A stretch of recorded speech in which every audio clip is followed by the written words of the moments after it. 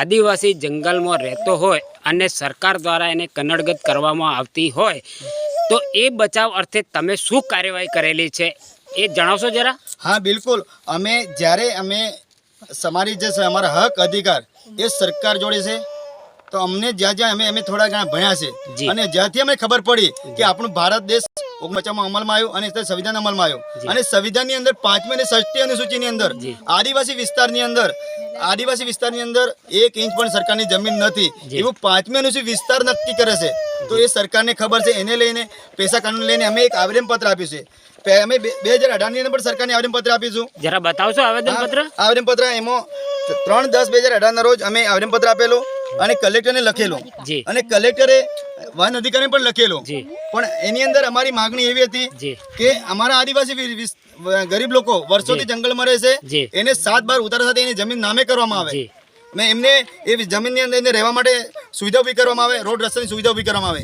એ માંગણી અમે મૂકી તો પણ આજ દિન સુધી સરકારે અમારે ધ્યાન આપ્યું નહીં. પછી 2019માં ફેર અમે આવેદનપત્ર આપ્યું, એની અંદર પણ સરકાર ધ્યાન આપ્યું નહીં.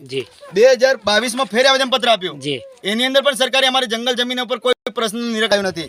હમણાં 2025ની અંદર પ્રાંત અધિકારી, કલેક્ટર શ્રી અને વન સંરક્ષણ નાયબ વન સંરક્ષણ અધિકારીને પણ ડીઓને પણ અમે આવેદનપત્ર આપેલું.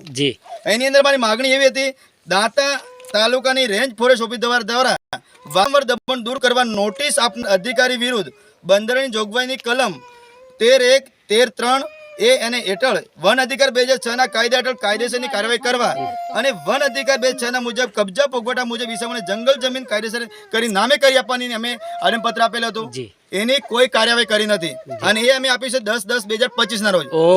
ઘટના ઘટી છે 13/12/2025 ના રોજ, 2 મહિના પછી. તો ખરેખર સરકારે એક નામદાર કલેક્ટર શ્રીએ અમારી આ જંગલ જમીનની માગણી પૂરી કરી હોત તો આ પ્રશ્ન ઉભો ન થાય.